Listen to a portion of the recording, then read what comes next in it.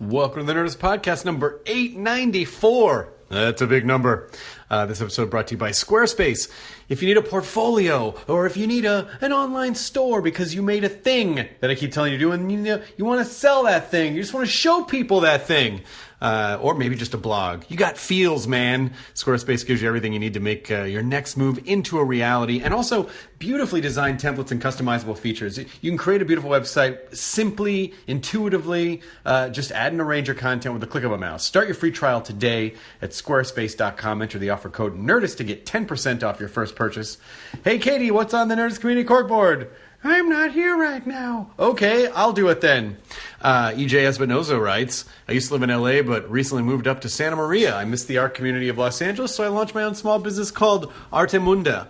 I collaborate with local artists in the Central Coast. We make t-shirts. Each month, introduce a new artist for each shirt that is sold. A portion of the proceeds goes back to the artist, and another portion goes to local schools to keep their art programs going. What a great idea. I already have about 20 artists I'm working with, ranging from beginners to professionals. Find out more info or buy a shirt from artemunda.com, artemunda.com.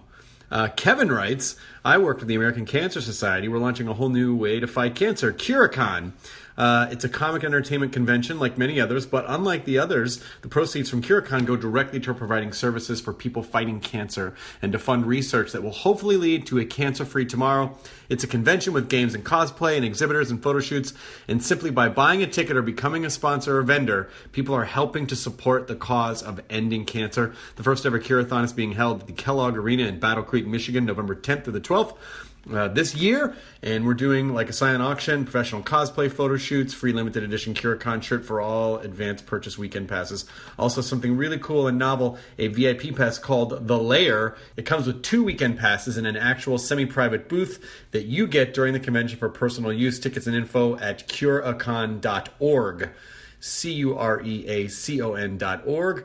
Hope this is a big success. We're able to raise a lot of funds to fight cancer. We can turn this into an annual event. Anyone who wants to help but can't make the trip to Michigan is more than welcome to donate as well. There's a button right on the homepage for it. Wow! You guys, I am proud of you making things to benefit other people. Nicely done. Very, very, very nicely done. You can submit your events to events@nerdist.com, and we'll pour through them. Katie will slap them on here and read them. I think she reads them better than I do. I like it when she does it.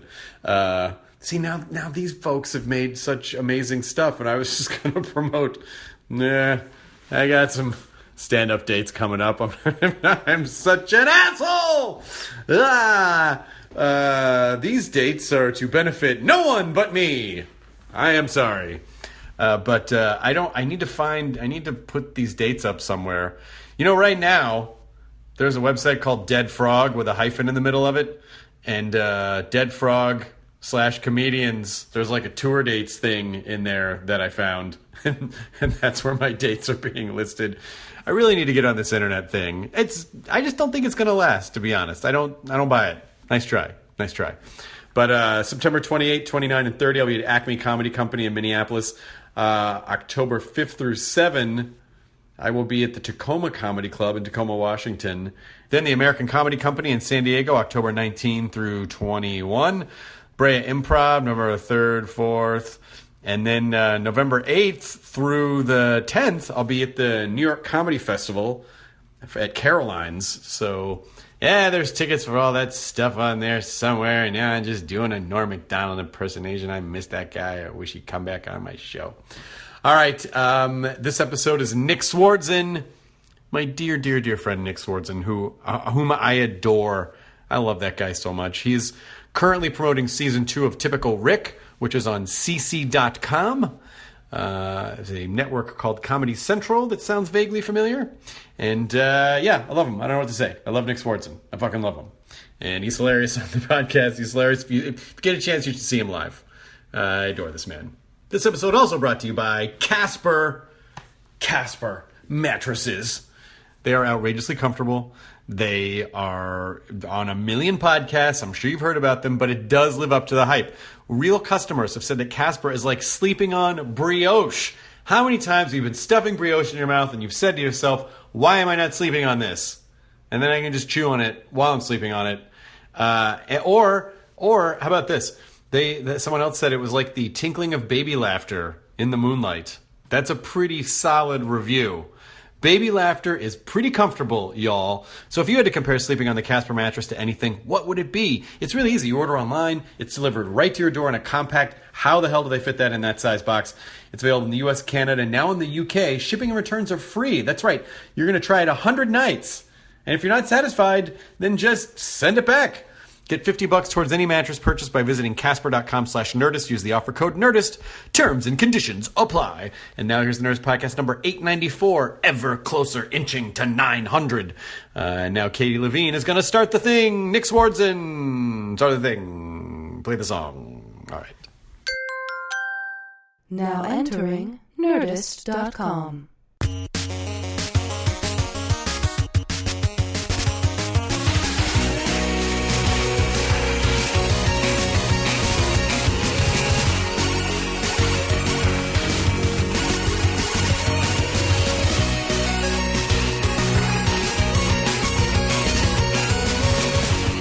Sorry, I'm just smearing peanut butter onto this banana. No, that's one of my new snacks. I'm on a diet right now. I have a trainer and trying to cut weight and shit. How do you feel? I feel great. Good. Yeah, awesome. Yeah, but banana peanut butter is one of the things where it's if you're desperate for a snack and you need to be on the go. You got a little protein in there. You got some potassium. You all the shit to keep that. Your body is an engine, and you gotta fuel it properly. This is, by the way, not a commercial at all because I don't get anything from people with Big Spoon. Big Spoon's fucking great peanut butter. Oh! I'm just kidding. How long have you been training? I don't know, for the past 2 months. Nice. I start a movie in a week. I can talk about that on the air. Well, we've started. Let's start. Oh, you did? That was it. Oh, okay. We're already recording. Boom. Hi, America. What if you're like... Hi, world. What if you're like, fuck, I don't want to fucking be here. This is the worst. I hate all this. Yeah, anyway, I'm working on a movie. It's really great. God, I hope nobody finds out I'm gay. Anyway. So what's up, Chris? Yeah. No, great. So start it now or before? So now we roll? Cool. Getting a lot of pussy out there? Eating puss 24/7. You did one of my favorite things on At Midnight the other day that I've been laughing about. It hits me in my car, but I don't remember, we were riffing. It was like someone was jerking off, so they pulled their dick off. Oh, yeah, and I threw it. But it was just the fuck! And then just throwing it. Penis. You just was so I was in the moment. I had channeled what somebody would do if they had jerked their penis off. And that it would be so horrifying that now it was just frustration that transcended any kind of horror. And it was just motherfucker! Oh, this too? It was just Yeah. That was just the last straw. The pulling off the dick was the last straw on a long day. I got a parking ticket. Yeah. It's or this too or not again! So it was penis number 2 that they had miraculously crafted onto another body or on his body, and so he was just they found a matching dick donor. Yeah, they'd found a matching penis with the exact same circumference and everything. Can that happen? If you're donating organs, can you donate a dick? Can you? Wouldn't the penis be dead? Could you bring it back to life? I mean, with shock value, can you or harvest it the same way that you harvest in a similar way that you harvest an organ, or is it a specific type of tissue that's nope? Once it's out, it's down. I don't know. That's a valid question, though. Dick donors? Can you harvest it like you harvest corn? Is another question. Can you plant it and then grow stalks of cocks? Yeah, I think you could actually. I think that's exactly how that works. These are valid questions. And these are questions. This is the premise of the film that you're working on, right? Yes. Dick donors. I was just telling Chris I'm starting a film next week. We shoot in Canada, Vancouver, and it's a rated R kind of buddy comedy, and it's myself, Josh Duhamel, Dax Shepard, Olivia Munn, Kevin Dillon, Dave Backetall, and Chris Hardwick, because he's free now. And Chris Hardwick. Are you free? Fuck. After At Midnight. Yeah, after At Midnight's done. I got fucking time to... Oh, shit.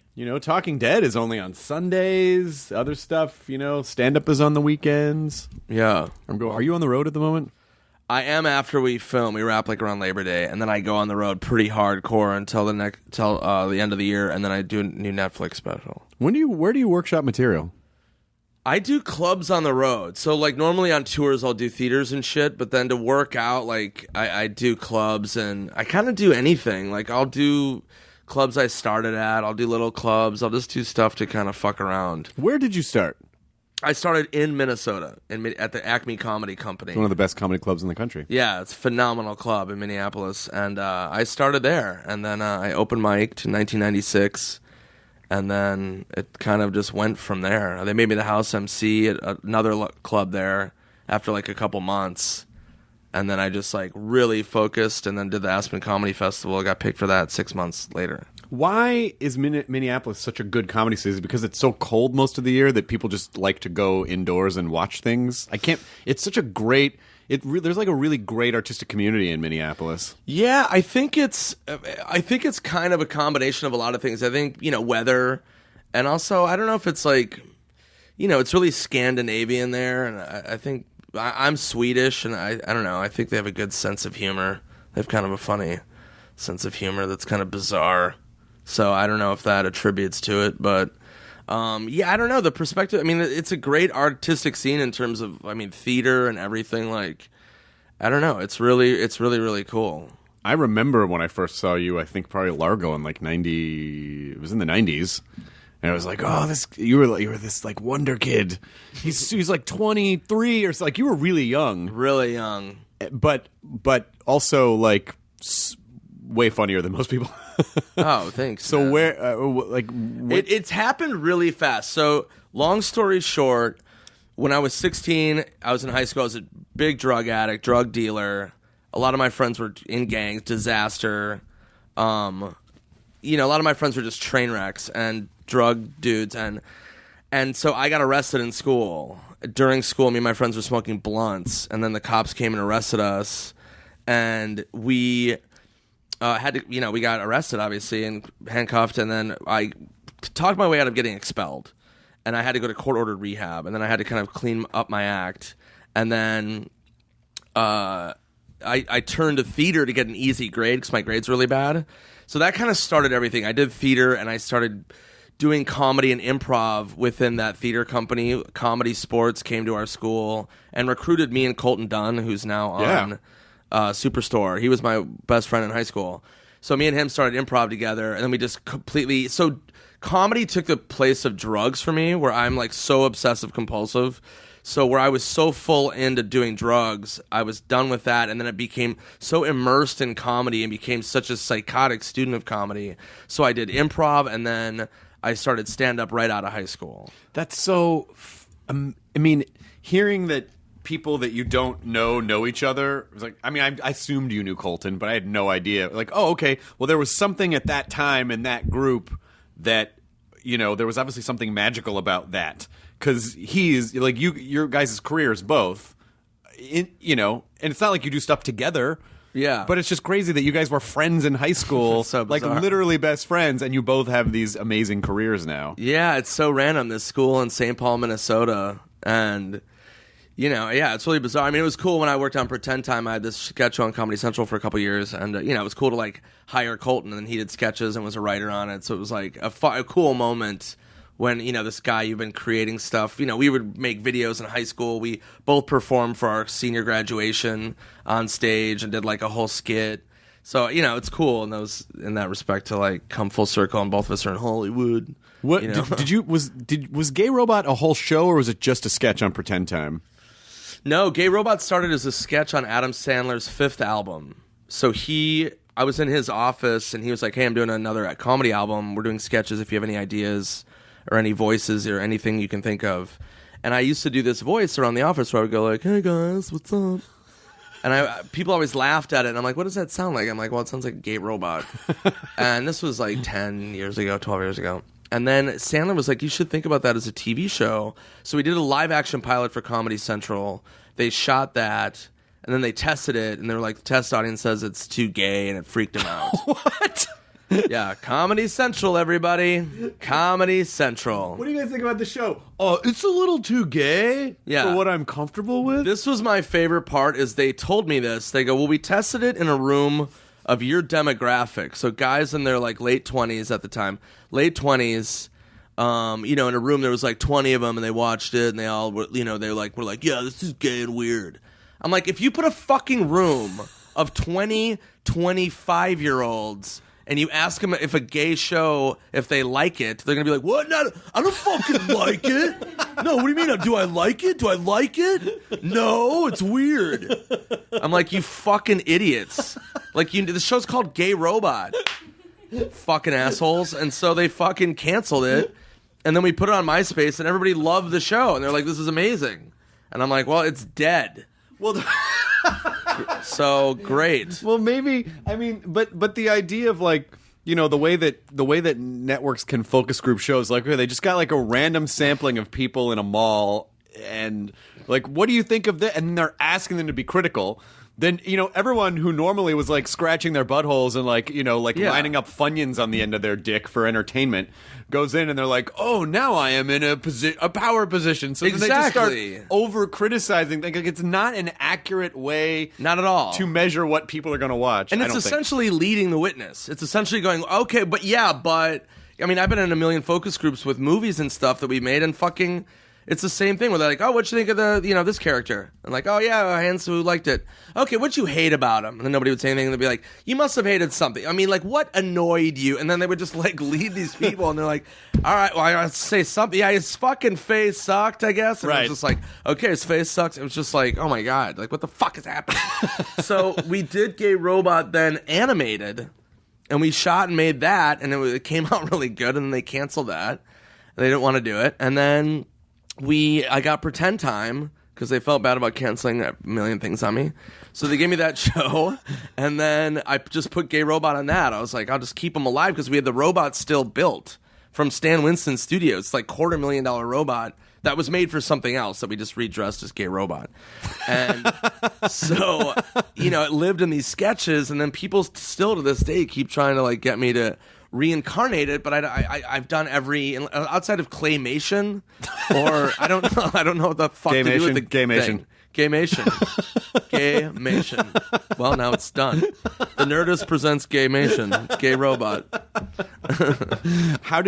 When did you first hook up with Sandler?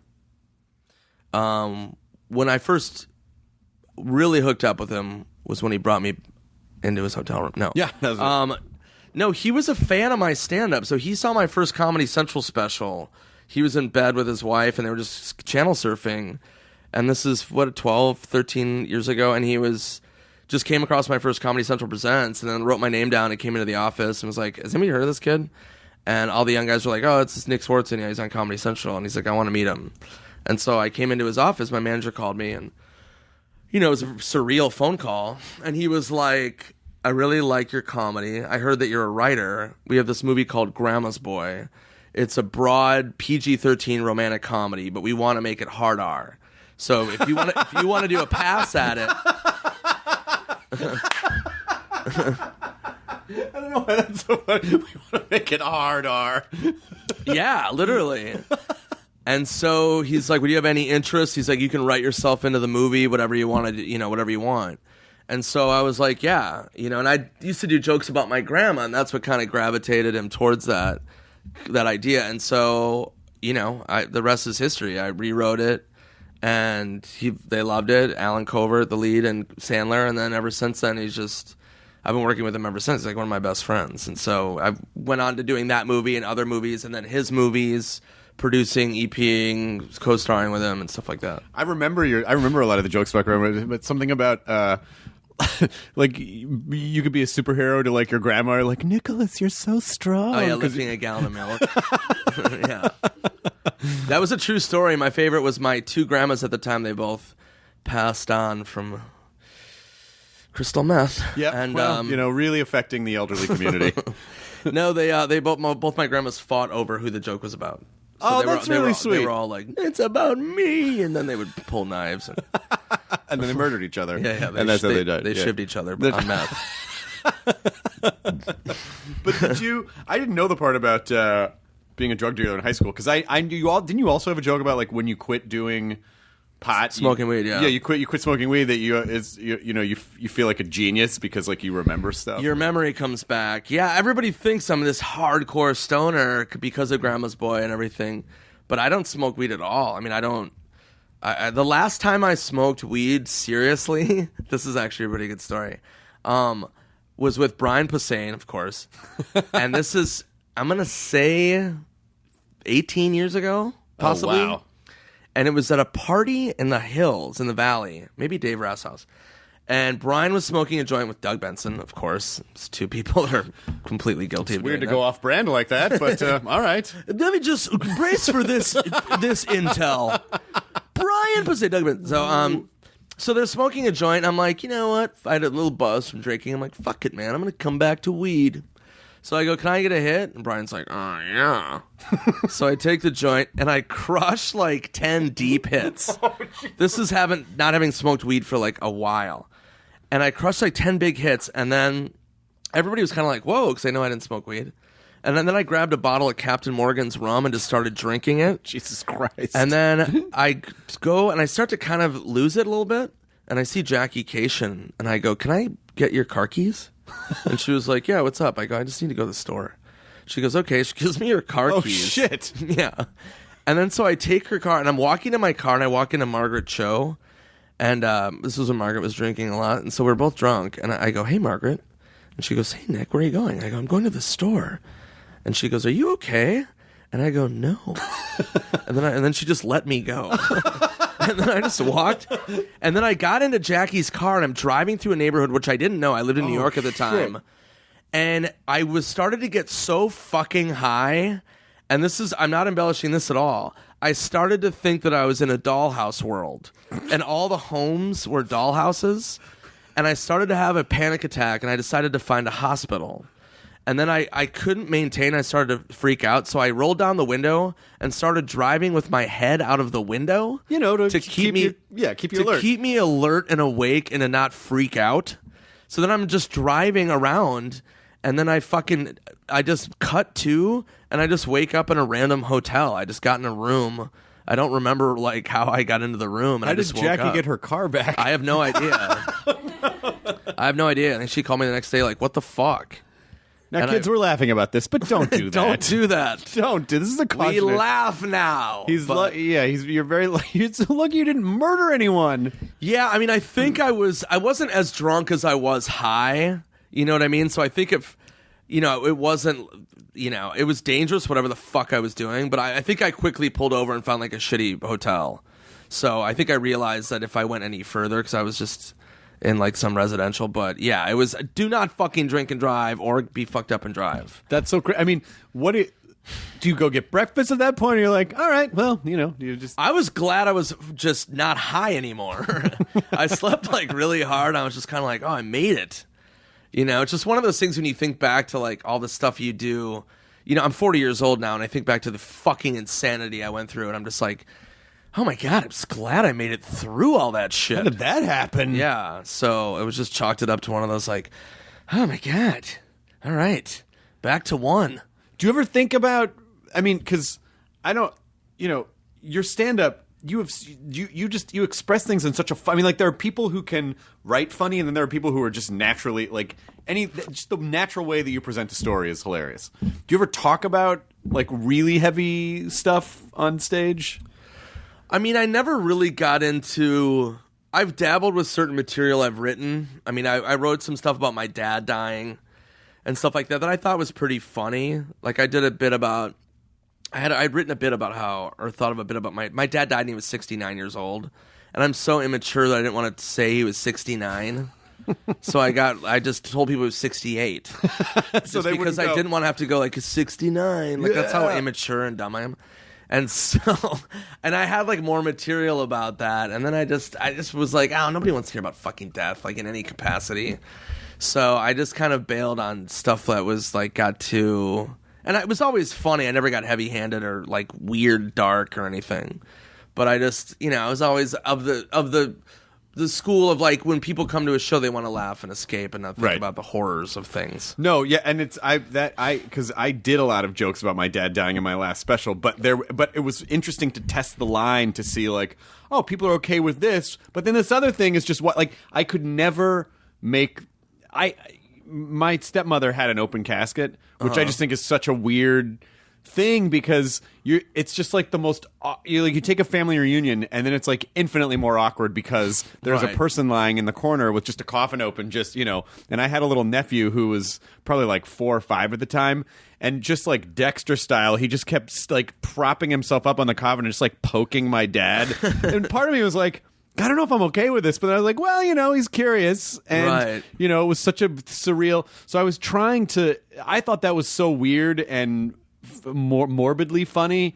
But every time I just even mentioned the word like wake or like mentioned that he was in the corner, that like people just checked out. Like there was there was like or they just, you could just, you can sometimes you just feel the air, like just go out of the room. Like, totally. That was the line. They just were not, I think it just needed either a more skilled, Louis probably could have gotten away with it. But Yeah, I mean, I know exactly what you mean. There was another bit that I would do, and I'm doing a new special with Netflix, and I might put this on it because I really love the bit, but it never destroys at all. But it's essentially about how when you're 80 years old or above, you can die at any second. right. You know what I mean? So it's a horrifying thing to go, because it's really hard to plan your next day, like to really in concrete make plans. So I was saying, like, if you're a grandfather and your grandson's like, hey, Grandpa, do you want to go to the zoo tomorrow? And you're like, yes, I do want to go to the zoo. Let's plan on that, but there's a chance you'll come to my home and I will be a dead body and you'll be horrified and scarred for the rest of your life. Hopefully we'll go to the zoo. That is what I hope happens. I'm just saying there is a chance that you will find a lifeless corpse of me, and I just The zoo's great, going. but the zoo's great. And Yeah, the zoo would be phenomenal, and the monkeys and tigers. But it's like, I guess when you get to a certain age, like every day on your calendar, you have to pencil it in. You're like, who doesn't pencil this one in? But I think you should do jokes like that because I think, I think sometimes you sort of get the idea like, oh, but everyone should be laughing. But I still think there are ones where even if just a smaller group of people are laughing extra hard, Totally, 100%. Those a lot of times those are sometimes the bits where someone go, "Oh man, I saw you do this bit this one time and I fucking loved it," and you go, "I hate that bit. Never worked." Yeah, totally. 100%. That's why I said that I might do it, and not that I need every bit to destroy. I didn't mean it like that, but it was like, when stuff just it didn't really have an ending. So maybe I just am lazy and I didn't really write a kind of an end thought to it. But I do. I mean, I've said random shit over the years that people have come up to me, like you said, and been like, "Dude, that one bit." I'm like, "What?" Especially like Largo in Los Angeles. Like Chris and I kind of came up in that at that place that used to be on Fairfax, and it was such a haven for material that didn't work. I mean, I would always do stuff that was so rogue and bizarre. And people still to this day would always bring up those bits that I love that were just kind of really like non sequiturs and strange, like stuff that was in the news or something like. And yeah, that was one thing about Largo that I always loved. Well, yeah, because that scene was born out of for lack of a better term, the alternative comedy movement, but it was basically like anti-comedy club. So it was sort of this punk. I think it started as a sort of punk comedy movement of comedians going like, "Hey, you don't want us in your clubs. We don't want to fucking be in your clubs. So we're going to start our own thing, and we're just going to read off notebooks and just tell stories." I think it was a rebellion to like the comedy bubble. And like a million people, and like short attention span theater, like here's 9 people doing jokes about the Flintstones, right? And it was like it was a rebellion against like just sort of mainstream comedy club, it's comics without substance that were just doing jokey jokes, and so it was all like talk about your day. It's like read stuff from your notebook, do a lot of throwaways, do anything that felt too formed. I felt like put that audience off a little bit, but then it evolved. Right. And then it became more structured comedy with just a different bank of references. Yeah, no, definitely it started out because when I was living in New York in the late 90s and I was doing Luna Lounge, and that scene took off in the mid 90s with Garofalo and a lot of people. And, that scene, came out of, people not wanting to go, not wanting to hit the clubs and just be so, I don't even know how you would describe it, but yeah, I mean, the alternative movement was more just not having like smooth segues and not being so polished and so, bow tie and like, all right, my wife is like, fucking has AIDS or whatever. Nobody would ever say that. Classic comedy club bit. I mean, nobody would say that. Here's 9 comics talking about how their wife. No, but I really attribute that scene of really defining my comedy in the sense that when I started, you're always trying to survive on stage and do amazing. And then when I moved to New York, I was so high energy and I was so physical and I was just trying not to get booed off. And I was, the East Coast, the audiences are a lot less forgiving. I mean, their patience, like if they don't like something, you'll fucking know it. So I was always really, really high energy and really trying to, do my best, which is always good to do. But, when I started doing the alternative scenes, I could do the weirdest shit and I could do the stuff that was really off and I could bring my energy way down. I learned to just kind of talk and not be so anxious and not be so loud and, crazy. So it really, really helped me a lot. And then when I moved to LA and, Luna Park and Largo and those scenes were really great. I always did comedy clubs and continue to do them, but it just helped the writing process and just helped you open up your brain a little bit, open up your mind. So you're sort of able to use the scenes in LA as like, I'll just try stuff out here, and then if it kind of works, I'll take. I always found a difficulty with stuff that worked really well at Largo. A lot of times did not work really well on the road, and I had was like, I kind of got to write different jokes for the road than stuff that I was doing. I mean, most of what I do at Largo, I'll do on stage. I mean, I'll do at the Improv, I'll do at the Laugh Factory. I mean, there isn't stuff that's so. I mean, but like I said, like my bit about dying and about like that's a bit that would do really well at Largo. Like right. That would kill.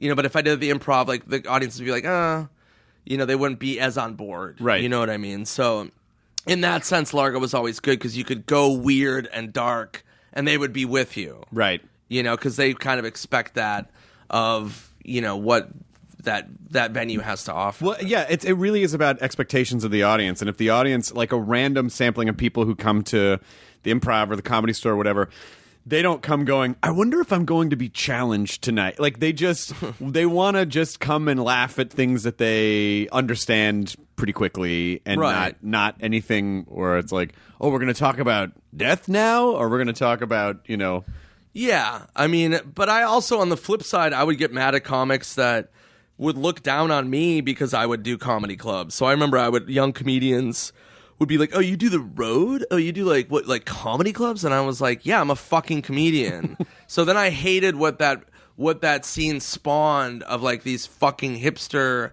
like too's cool and like too above certain kinds of comedy where it was like, like when I started working with Sandler, like so many people like kind of turned on me and they're like, like whatever, and just like kind of like shit on me. Because he was too mainstream? Well, because he was like, he's so broad and whatever, what the fuck. But Adam, if you look at his old stand-up, and Dave Rath will say this, he was like, David Spade and fucking Adam Sandler and Rob Schneider were like alternative before alternative even existed.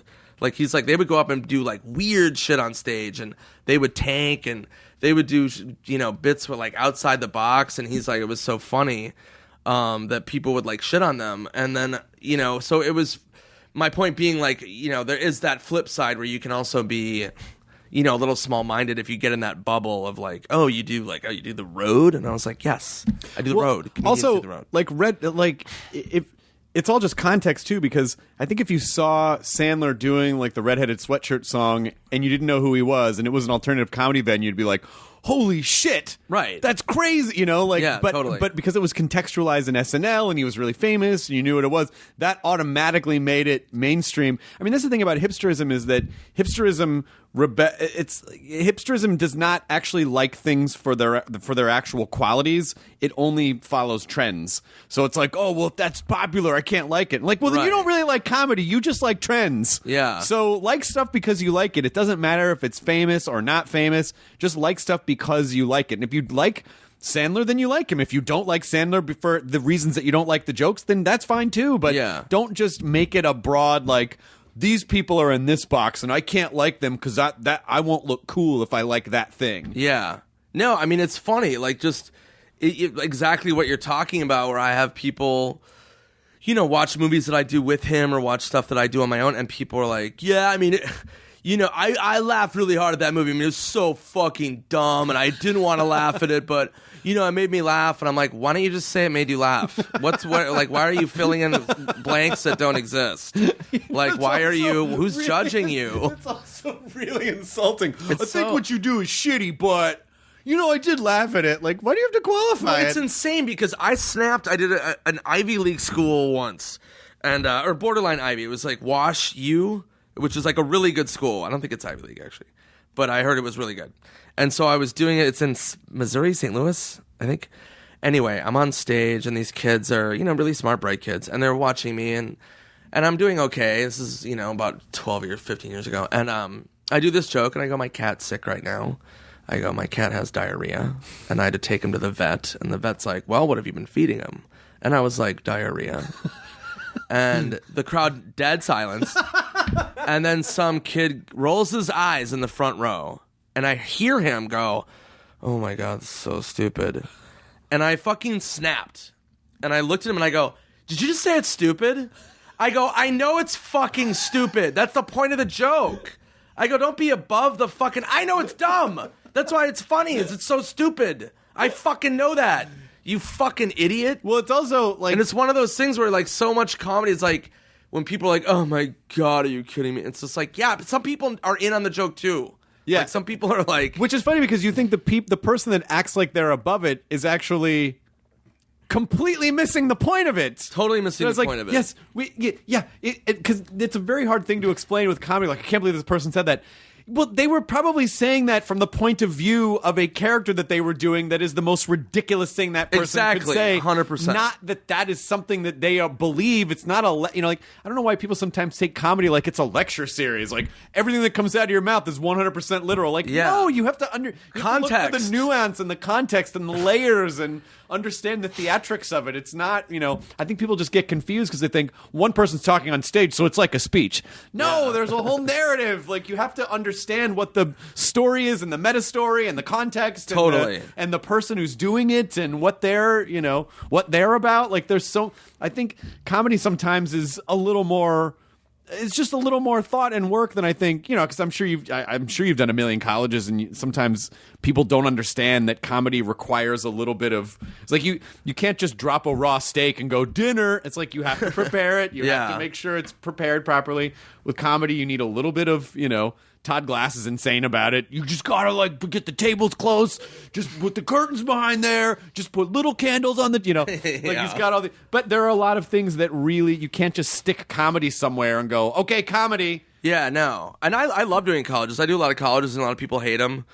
But I have a blast doing them. And it's like, there was that whole thing that came out where comedians, I think Louis, right, and like Seinfeld were like, fuck colleges, fuck that. And, I was like, I fucking love doing colleges. And they're like, well, they don't fucking get shit, and they don't get this and that. And it's like, yeah, but if you think about it, they're new to comedy. They're new to live performances. They're new to live comedy. They're hungry to, it's good to, bring them up on certain kinds of comedy. And have them, show them fucking certain shit that's weird and certain stuff that, is out of the box. You know what I mean? Maybe they won't get it at the time, but, the more they think about it, I don't know. I like doing, schools, and, maybe if they don't go great, but, it's good to just, have them fucking see shit that's, Well, also, too, some comics require that you really pay attention to what they're saying. Right. And I think some, it's even more than just that these students are new to comedy. They're kind of new to life. New to life, 100%. Because they were only just barely adults. Yeah. And so...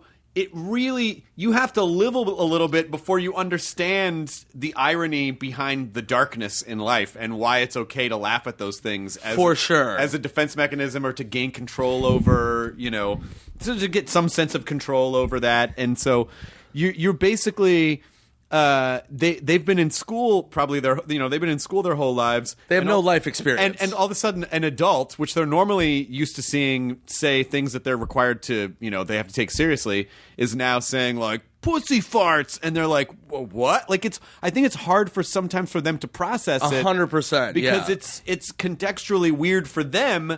And you get a lot of oohs sometimes because they don't know, like, yes, you can laugh at death, you can laugh at tragedy because that's how human beings deal with things. Sometimes they haven't experienced enough shitty things in their lives. Of course. And yes, of course. I mean, I should have said that before. Yeah, it's not just live comedy. No, they don't.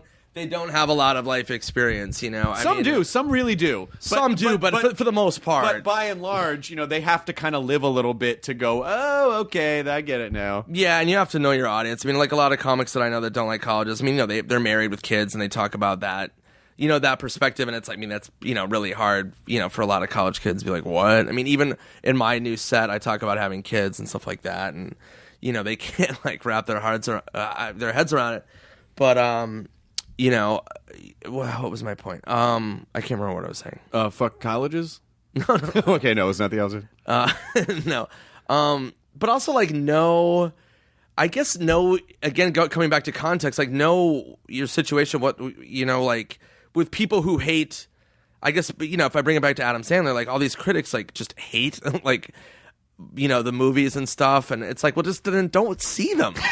Like that's like the easiest thing when I'm always why don't you just not? So it's like, I get like why Louis and Seinfeld are like, yeah, we don't, we hate colleges, and it's like, yeah, okay, well, yeah, then just don't do them. Like, they're just like, we're not going to do them anymore. But it's funny that people put themselves into situations. Well, it is it is kind of funny that everyone just assumes that all the responsibility for entertainment is. It's like, if I don't like something, it's your fault. We're like, well, no, it's your fault if you don't like something, or it's your issue, and you don't have to like everything, but everything doesn't have to be for you. Right. You can just not. It's exactly what you said. Like, when people complain about something week after week, I go watch the show, and this happened, or I hate this guy's comedy. Like, well, no fucking watch it. Like, I don't think I've ever had to declare that I wasn't going to watch something. I just don't watch stuff that doesn't resonate with me, and that's okay. Not everything is for everyone. But I think everyone expects that everything has to be for them. Like, no, it doesn't. You just don't have to watch it. Yeah, and also, like, comedy, and this, and this is such a simple statement, it's like, comedy is so fucking subjective. It's so subjective. So when people, like, will go, like, oh, Nick Swardson is fucking not funny at all. And it's like, well, no, I am, because I've done this for a long time. So if you want to say I don't think Nick Swardson's funny, it's like, oh, okay, yeah, that makes sense. But when people like make blanket statements like, yeah, no, this show's not funny at fucking all. It's like, yeah, it is. It is. People are watching it. It's in season 4. Other people, it might be. It's like, other people, it might be. That's funny. Always funny to me that people. Well, everyone loves to state their opinion as some sort of a universal truth. No, they love it. I'll never forget. I was watching. I don't even know why, but I stumbled across Roper at the movies or whatever, and they were reviewing Zohan, and a movie I was in that I love. I was a part of. And Richard Roper had a guest reviewer on. And Richard Roper's like, okay, we're reviewing Zohan, all annoyed. And the other reviewer goes, yeah, I saw it. He goes, I really, really like this movie. He goes, I thought it was interesting that Sandler made, this kind of broad comedy about the Israeli-Palestine situation. And he's like, the subject matter was really unique for a comedy. He's like, there was a lot of really funny jokes and blah, blah, blah. And Richard Roper just stopped him and he just goes, wait. What are you saying? Wait, are you saying you like this movie? And the guy's like, yeah, I thought it was pretty good, man. I laughed. And he was like, all right, let's just stop right there. This is real. He said this. He's like, let's just stop right there. This movie's fucking horrible. He didn't say fuck. But he was like, this movie's horrible. This is ridiculous. And then just totally like shit on the reviewer. And then just shit on the movie. And I was like, fuck you, man. Like, this guy can't just, like, point out the things that he liked. Like, real cool, Richard Roper, you fucking dork. Why can't... Fuck you. Like, what a fucking asshole.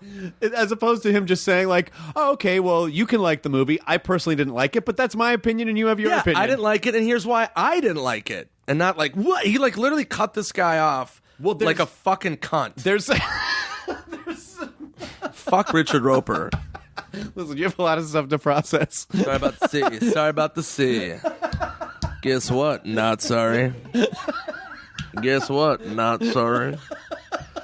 Well, I think there's also, because there are certain websites that review music or comedy, and I feel like they, and they're considered more alternative, but sometimes I feel like, but you guys have a brand that you stick to because there are certain things that your audience will not accept for you to like. And so that there are easily things when they come out that go, yeah, well, that's a piece of shit, and other things that I feel like that I feel like some people or bands get a pass. And like, this was okay. I thought this was okay, but but then they totally like slobber all over the knob of it, and you're like, because they know their audience expects them to, yeah, totally, even on a subconscious level. And I'm not saying they can't like those things, but sometimes I do detect patterns where I'm like, nah, I don't know. It sort of feels like you're just maybe staying on brand a little bit, because if if one of these websites was like, oh, actually, I really did like the Zohan, their audience would be like, what? Yeah. What are you saying, man? People thought we were on the same side, man. Like it just. I don't believe anything. No, it is insane. It's a funny world that like now it's so insane with social media, and it's funny to think that we started in a time. I mean, if you can imagine comedy without social media, it's so bizarre. Music is funny because I used to open for David Cross. He's a very good friend, and I opened for him for years, and we used to get in music fights all the time. Because I like pop music, like I'll like pop. I have like Justin Bieber songs on my phone and stuff, and like David just like would just not back in the day be like, what, are you fucking kidding me, man? You have a song by Pink? And I'd be like, yeah, I like Pink. Okay, it's funny, don't. Why can't I like what I like? Yeah, but it was funny. Like he was just somebody that was always get into it with music. And I'm glad you brought that up, because this is something that I always remind you of, because it's one of my favorite things. But we were performing at Bumbershoot one year, and a knock came on my hotel room door, and then you and David Cross came in completely naked and started jumping up and down on the bed, going, yeah. Wee, yay, full nude. So I've seen both your dicks, which was great. Yeah, and but what really impressed me was that at some point walking down the hall, you guys said, well, let's just go in there nude. You took all your clothes off in the hallway, left your clothes in the hallway, so you still had to go back out in the hallway and get your clothes. Yeah. So can you just give me some of do you remember any of the backstory on? I mean, David, I love David so much. I don't see him as much. He's married now and shit. And, but yeah, we had such a blast for years. David was just always... He would always just do shit like that. He'd be like, let's fucking... And I'm like game for anything. Like I'm always... If anything's fucking weird, I'm totally down. And so I remember he was like, let's fucking just run in naked. And I'd be like, all right. And it wasn't even like a blink of an eye. And like I would throw shit at him too all the time. And like... It was so fun. And we would do shows, and I'd be like, what are we doing after? And he's like, he goes, I know it's after party in this attic. And I'm like, all right. And we would just do shit like that. And our big thing on the road was breaking into hotels, but breaking into hotel pools. So we would find hotels and we would break into their pool and go swimming at like 2 a.m. And I remember one time, I think we were in Seattle, and we broke into this hotel pool and we went swimming. This old security guard's like, what comes in after like 20 minutes, and he's like, what are you guys doing, man? The pool's closed. And we're like, what? Really? And it was like, clearly, the lights were off. It was clearly closed. And we're like, sorry about that. And he's like, all right. And he just left, and then we just kept swimming. And he came back like 15 minutes later. He goes, hey, I said the pool's closed. And we're like, oh, it's now? It's closed now? And he was like, yeah. And we're like, oh, I thought you meant tomorrow. And he's like, no, it's now. We're like, okay. And he left, and we just kept staying. And he came back. He's like, you guys got to get out of the pool, man. And we're like, oh, my God, I'm so sorry. It's so embarrassing. And he's like, it's okay. So, like, we just kept doing shit like that. One time, David got me to do crystal meth, which I had never done before. Holy shit. And, yeah, David, one time we were in Atlanta, me and him and Mary Lynn. And David was like, hey, do you want to do... He's like, let's get fucked up tonight. And I was like, all right, why don't we do drugs? And he goes, well, do you want to try crystal meth? And I'm like, well, that's a drug. And one of the most aggressive drugs. And I go, no, I'm not doing crystal meth. And he goes, I know, I hear you. He goes, here's the deal. You just put a little bit in your drink. He's like, I'm not going to shoot it or smoke it. But he goes, I have a little bit, and you just put like a little bit in your drink. And I go, all right. Jesus. So David puts like a pinch in my drink and puts a pinch in Mary Lynn's. Crystal Light. Yeah, Crystal Light. The dark crystal light. The dark crystal light. There it is. So that's the movie. So we fucking drink it, and we go out to a bar, and my body goes completely numb. And I'm not enjoying myself at all because I can't feel my body. And then I'm starting to have a panic attack. And then I grab Mary Lynn and I go, are you having fun? And she goes, I can't feel my body. Oh my God. And I go, this is fucking horrible. I go, I got to get air. So I walk outside and I'm totally numb and I'm really freaking out. And I'm trying to drink through it and it's not working. So then Mary Lynn's not having fun either. And so I go to find Cross, who's on the dance floor, like basically fucking going full Saturday Night Fever, like just dancing all over the place. I go, David, are you having fun? He's like, yeah, this is fucking great. And I was like, oh my God, I go, me and Mary Lynn are not having fun. We can't feel our bodies. He's like, oh, all right. And then so I think we just grabbed a cab and went back to the hotel. But see, it's probably one of the reasons why I was never able to do drugs, because if I had that experience, I would have fucking run in front of a train. Like I would have tried to free my spirit from my body, because I would have had just eject your seat. Yeah, I would have had such a panic attack that I would not have been able to handle it. So I don't even, like, I remember now it's been 14 years since I quit drinking, but before that, someone tried to get me to do mushrooms or ecstasy or something, and they go, it feels really good. And they're like, I mean, there's a minute where you kind of don't know what's happening. I go, that's 1 minute too long. Don't want to do it. No thanks. Like that minute would have felt like hours to me. So how are you even? Because now you've explained two things where you had these horrible panic attacks. How did you push through? How did you push through those? You just ride it out. Oh, it sounds terrible. Yeah, I mean, I'm not a big drug guy at all, but I've dabbled, and like it's always, there's nothing worse than doing that. And that moment where you realize, okay, I've just got to ride this out. I did that with fucking cocaine a couple times. I did it with alcohol, where I got, like a couple years ago, I got altitude sickness and alcohol poisoning. And I fucking was so sick and hungover, and it was such a nightmare. And I realized there was just nothing I could do. I just had to ride it out. It was just 2 days of like, literally can't sleep, like hallucinating. It was fucking horrible. Well, because there are some people, and I don't know if Dave's one of those people, but there are some people that they'll just see a pill on the ground, they'll go, I'll try that. And I need to, like, even if I'm taking Tylenol, like, I need to look at the pill, make sure it says Tylenol, right? Make sure the bottle has not been tampered with, and I'll check it like 5 times. Yeah, totally. And they'll go, okay, it's okay to take this. If someone just goes, I'm going to sprinkle this random thing in a drink, I'll be like, I mean, especially now, but even back then, I don't think I would have been able to handle that. Yeah, I mean, it's more of a testament to how much I trusted Dave. And like, Dave doesn't do crystal meth, by the way. This was like a weird, so don't like get me wrong. Like, David's not like does not do meth, but this was just like a random thing where David was like, "Hey, I've got this. Like, should we just like try it?" Like, I think he had done it once before, and I just trusted David. But I never ever do stuff like that. I mean, I rarely, like, I don't even smoke weed, so it's like, I don't. I know exactly what you're talking about. I would never give. I mean, I have friends that, yeah, if you hand them something, they'd be like, all right.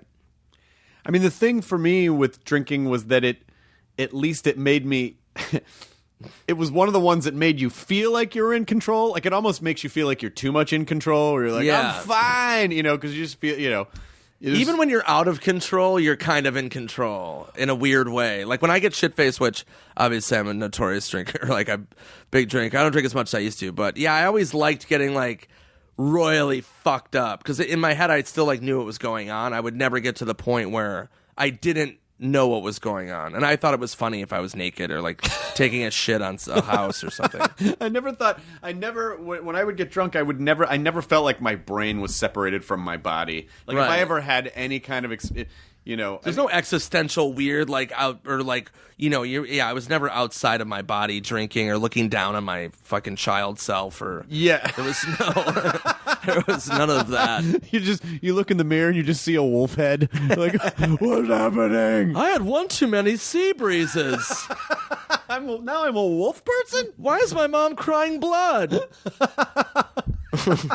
Yeah, no, that's all. Alcohol, you know what you're gonna fucking get. But I think the last time, and I was still drinking at the time, but I think You were a monster drinker. I remember that. You and Paul F. Tompkins, like those Largo days. oh boy, Well, we were all we would just get shit faced. yeah, because it was so easy to. The show started a little bit late. It was like 9 o'clock on a Monday night. All right, well, I'm going to go out and have drinks and then go. And then you're at Largo, and it's just such a Drinks were plentiful. And I remember just like having the weird thing of like, can I perform without drinking? And then I realized pretty quickly, oh yeah, it's great. I can actually think a million times clearer than Yeah, before. totally. I mean, I felt like I just didn't know because I'd only done it that way before. But it was very comforting to realize, like, oh yeah, I'm actually better than I was. So I killed that myth. Really, like, if I don't drink, maybe I'm not an artist. Maybe I gotta. I'm like, nah, that's bullshit. Yeah, no, but it is a logical thing, and it's funny how like, and you know this too. Like, it is such a different skill set because I performed fucking hammered. In short sets, of course. Like, I wouldn't do like an hour show, but like, if I have 10 minutes of improv, I would get fucking annihilated. Right. And shows would go good.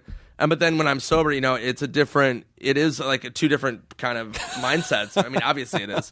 But it's funny, like, yeah, performing sobers, I would prefer that. You know what I mean? I like being alert and being in the moment and not, being out of it for a step, Yeah, but a lot of it's, a lot of that stuff was all just, what I realized later was just like, oh, it's anxiety management, just because I'm such an anxious, like, my molecules vibrate. Right. And it was just such a numbing process of like, when I first started doing comedy, I was so scared. I would drink, like 3 or 4 beers just before I would get on stage because I was so terrified. Yeah. And it was really nice to realize, like, oh, I didn't have to do that. Like, it's okay to be scared. Like, that's not a big deal. Yeah, that's part of it. I mean, good Lord.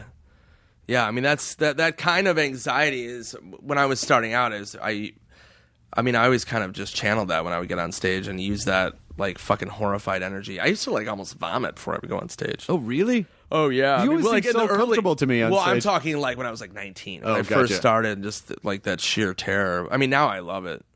I mean, now it's honestly, and it sounds kind of cliche, but, like, I really am the most comfortable, I think. When I'm on stage, I love being on stage. To me, it's, like, just so comforting. It is. Like, my manager Alex and my wife both said the same thing to me separately, which was, you always seem happiest after you've done sets. And I'm like, oh my God, you're right.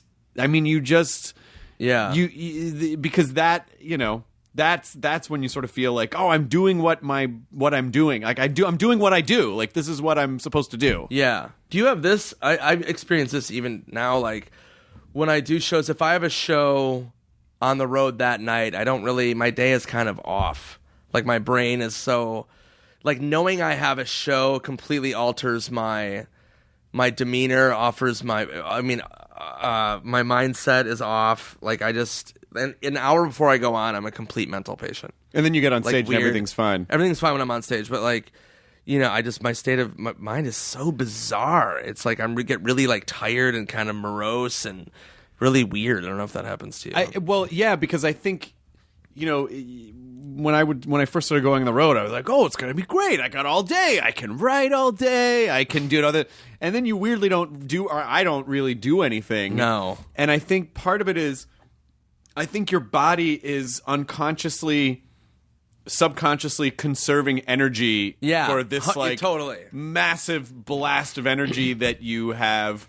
Because sometimes I would have, amazing shows that were so much fun, do 2 shows, maybe 3 shows in a night, and then afterwards just feel almost depressed, like just empty, like, what do I don't know, just because you're scooping out all the energy. So I think sometimes that's your body is preparing itself for the amount of energy that it has to. Yeah, for sure. Because it's the most unnatural thing. It is a very unnatural thing. Yeah. Hey, get up and listen to me. What I have to say is really important, everybody. Hi, thousands of people. What's going on? Stuff's weird. Just want to make sure you know that. Cats. Just so I feel okay. Oh, you remember, did you have a joke about, it was like, you're going to go at 3.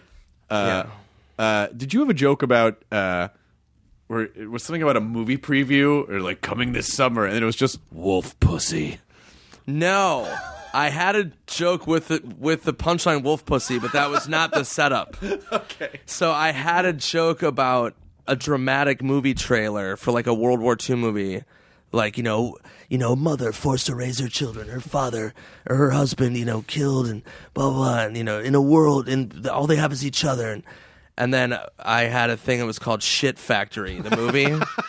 And I would switch titles, and one of them was called Gay Boobs. And then Wolf Pussy was another punchline. If when I grow old, I'm going to return food at a restaurant. And when they're like, what's wrong with it? I'm going to be like, it tastes like wolf pussy. And then the waiter's like, what the fuck? I think that was also in the same era of comedy where you said you're gonna leave a lot of money to like weird celebrities to show up to your funeral. Yeah, like, John Stamos and everything. Is that Mr. T? Yeah. Does Nick know? And then I became friends with John Stamos, which was really cool. He was like the nicest, coolest guy. Yeah, he was like, heard you got a joke about me. I was like, yeah, motherfucker. Now he might actually show up to your funeral if you die before. I know. Now it's not even a joke anymore. It's a real thing. real life. Real life as expressed through jokes.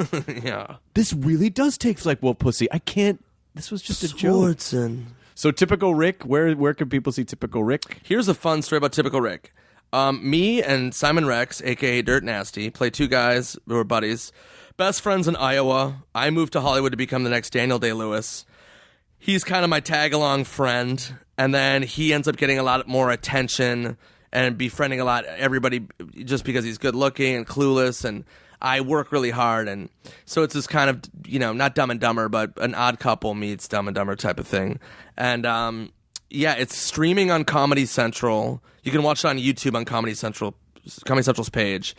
Nick Goosen, who directed Grandma's Boy, directs it. This season we've got cameos from Charlie Sheen, Chris D'Elia, Michael Rosenbaum, Nikki Glazer, Peter Dante, Theo Vaughn, like great people.